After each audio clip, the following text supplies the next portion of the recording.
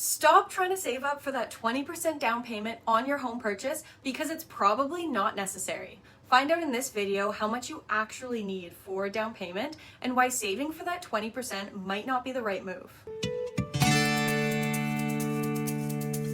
It's a common misconception that you do need to save for 20% down payment in order to buy a home. And in the area I live and work in, which is Vancouver, British Columbia, Canada, you could be saving for a very, very long time and you don't have to be. First of all, I want to touch on what a down payment actually is. A down payment is a lump sum of money that you as a home buyer will put towards purchasing a home. This money is brought to the table on completion day when you're closing on your home, and the rest of the purchase price will be funded by a mortgage. This is not to be confused with a deposit, which is money taken at the time of acceptance or upon final subject removal as a sign of good faith. The deposit money is held in your realtor's trust account as a stakeholder pending the completion of the purchase, and then it goes towards your home purchase along with the remainder of your down payment.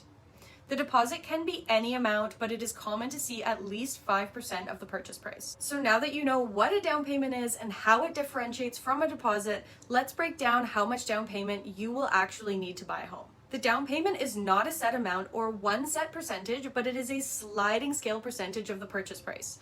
So when you're calculating how much you'll need to save up, you'll need to take into account 1, the purchase price, and 2, what type of property you're buying. And let me explain. If you're buying a home up to $500,000, the minimum down payment is 5% of the purchase price. If the home is over that, you will need 5% up to $500,000 and 10% on the remainder up to $1 million.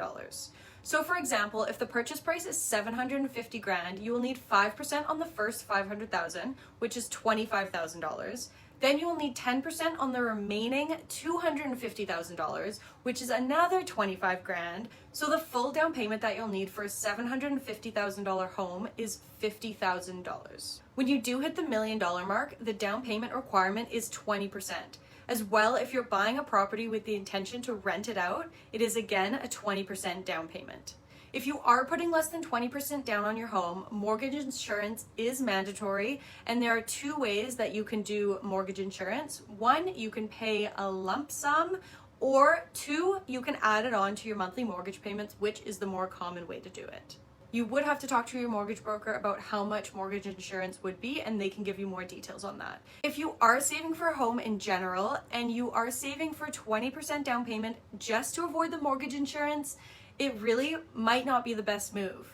The most important part in real estate is the amount of time that you are in the market. So if you're waiting, you're wasting all of that time that you could already be in the market, and you want to be in the market for as long as you can to fully reap the benefits of increasing property values and building up equity in your home. Because let's be real, the long-term goal of owning a home, owning property in general, is to build up the equity and build up long-term wealth. If you do already have the minimum down payment amount ready to go and you're not sure what the next move is for you, reach out now and let's chat. Now let's go back to a question I get asked probably more often than any other question, and that is how to get a down payment. And of course, the first thing to look at is what savings you already have in your bank account, including your RRSP. And trust me, I know I live in Vancouver as well, and I understand that paying to live here doesn't leave much room at all for saving for a down payment or any room at all. So the next step is to go and look for any gift from a family member that you can get.